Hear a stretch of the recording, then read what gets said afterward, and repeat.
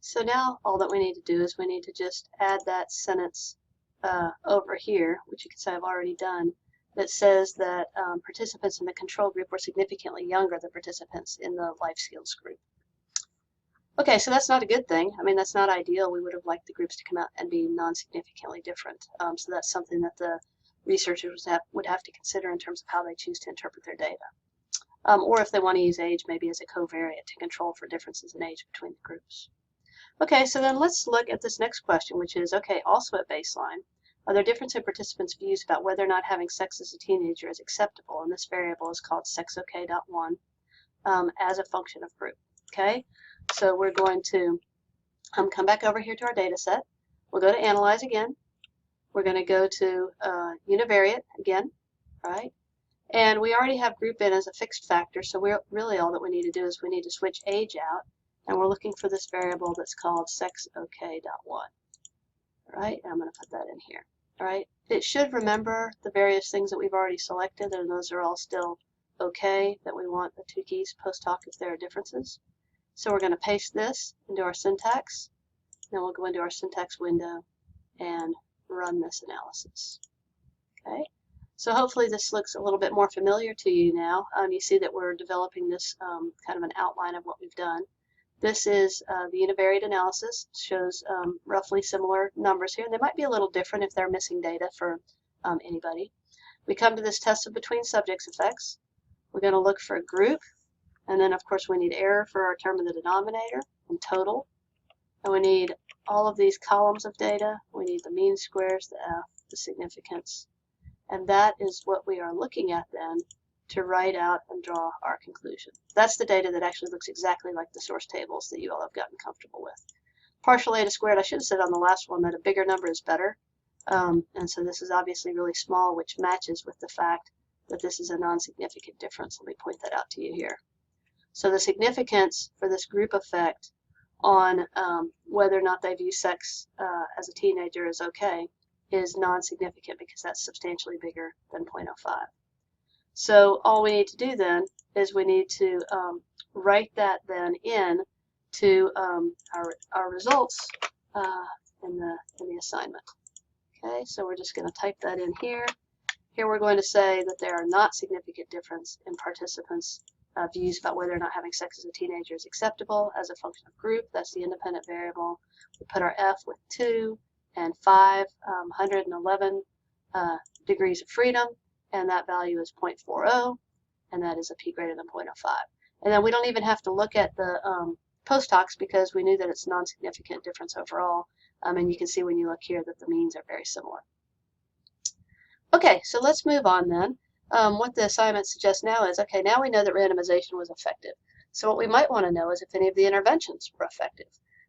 We might want to know if there were differences in the change from baseline to post-intervention to follow-up 1 to follow-up 2 as a function of group that people were assigned to, okay? And this would actually be a mixed two-way analysis of variance, and it's mixed because you have one between subjects factor group and you have one within subjects factor time. We haven't learned how to do that, okay? So instead, just for the purposes of this assignment, this isn't how you do it in real life, but for this assignment, we're just going to look at this question for the three groups separately. And so to do that, you're going to come over here and you're going to go to data, and you're going to split the file. And you're going to split the file based upon group so that we get the output organized by group, okay? And it's really important to paste that, of course, so that you remember that you're doing it for the three groups separately, okay? After that, what we're going to need to do is we're going to want to do an analysis where we look at, now I've forgotten what the variable was. We're going to look at, because I didn't say it yet. For this question, we're going to look at whether or not there are changes in their views of whether having sex as a teenager is acceptable over time. So from time 1 to time 2, that would be in response to the intervention, and then time 3 to time 4, that would tell us if it kind of wore off over time. And so you've got 3 questions to ask here, one for the control group, one for the SET group, and then one for the LSK group, the life skills group. Like I said, normally you wouldn't do it this way, but we're going to split the file, and then once we split the file, we're going to do a repeated measures analysis of variance. You can name the independent variable anything you want. In the question, I suggest maybe you name it time. And it's got 4 levels because you've got baseline, post-intervention, 1 year and 2 year follow-ups. So you add that there, and then you click define.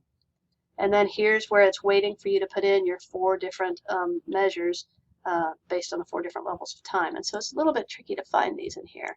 Here's sex okay at time 1, come down a little bit further, sex okay at time 2, down a bit further, sex okay at time 3, and sex okay.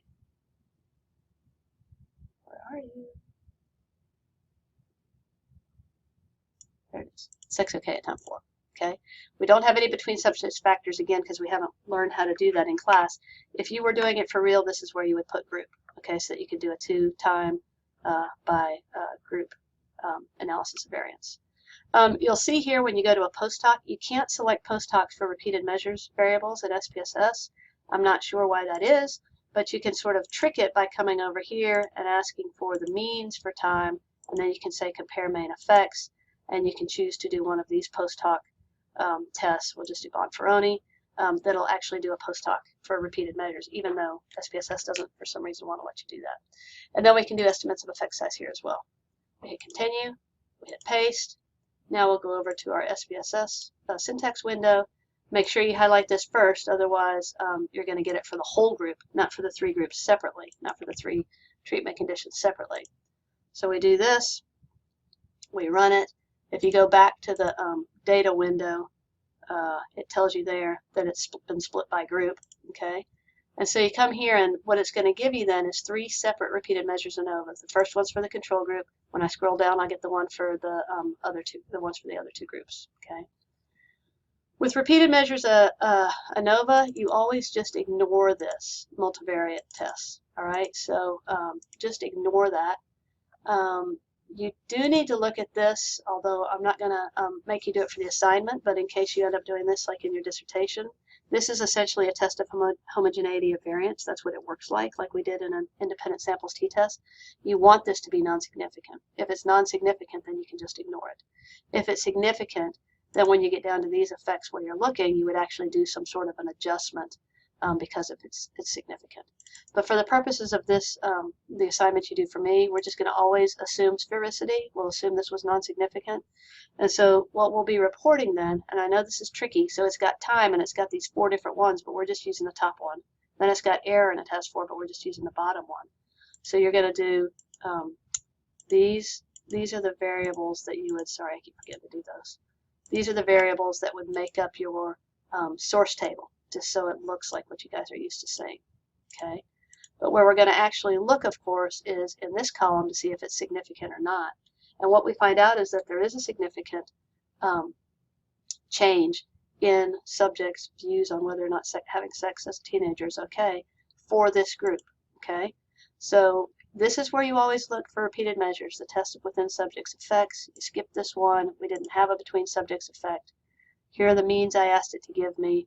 And here are the pairwise comparisons. And these pairwise comparisons, when you look in here, you can see that here's my star, which is telling me, get this out of the way, it's telling me that their views at time 4 were significantly different than their views at time 3. And this just tells me that same information. Okay. So the first thing that we'd write is we would just write what the conclusion said, right? So we would say that there is a significant change in participants' views on whether or not having sex as a teenager is acceptable as a function of time. We put the F, it's back up here, with 3 and 495 degrees of freedom equals 3.12, p less than 0.05. Then we need to add a sentence that tells us sort of, okay, what's happening, and that's based on the post hoc findings. All right, so the post hoc findings tell us that views stay pretty much stable in response to the intervention. So if you look at these means, right, you're looking at these means here, you can see that it stays stable in response to the intervention, which you would expect, right, because it's the control group. But then, and they also stay stable to the 1 year follow-up, but then they increase, sorry, I wrote that the wrong way, increase significantly at the 2 year follow-up. So probably that just means in response to getting older, they're starting to think that it's more acceptable to have sex as a teenager. Okay, so now when we scroll down here, we're going to see the same type of analysis for the life skills group. All right, so again, you skip this. You look here to see sphericity. Here's one where it is significant. And so what you would do in real life is that you would actually look down here and do one of these adjustments depending on what was recommended. And you would report these funny degrees of freedom that have this decimal point. Okay, again, I'm not going to ask you to do that for the purposes of the class, but that is what you would need to do when you were presenting your results from your dissertation, in this case, because it was significant. Let me just highlight this for you so that you have it. If you ever want to come back and look at this going forward, I'll put that in red. So you can see that because that's red, then what that means is that for your real, I said I wasn't going to have you do this, but that you would just be reporting. And the only thing that's different, look, the F values don't change. Nothing really changes, but you let it, but it will sometime. It doesn't in this case, but sometimes it will change.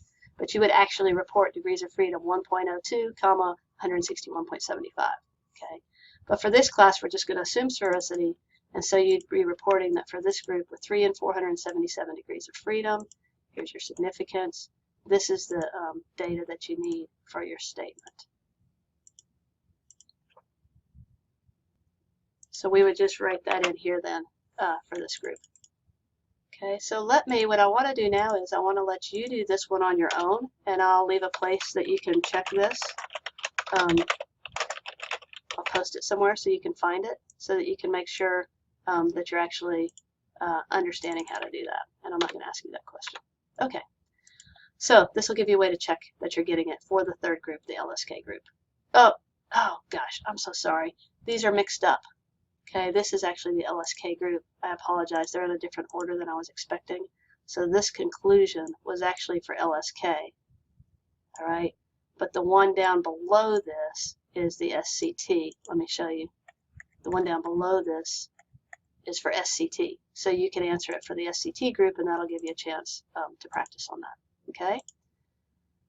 All right, so now let's see if there are, we know that really that they haven't changed much over time, but maybe the groups are different from one another after the intervention. So let's just use a one-way analysis of variance to find out if at the post-intervention there are any differences in views, that is the sex OK variable at the post-intervention as a function of group. Okay, so you've already, you know what, actually I'll let you do this one on your own too, because you've already done this. We've already done a one-way analysis of variance, one-way between subjects analysis of variance. So let me let you check your work on that one too. All right, and that'll give you a good way to know you're getting the hang of this. Okay. This is the same thing. I'll let you check your work. You guys are getting tired of listening to me anyway. This YouTube video is getting too long. Okay. You know what I mean. I'm going to stop here.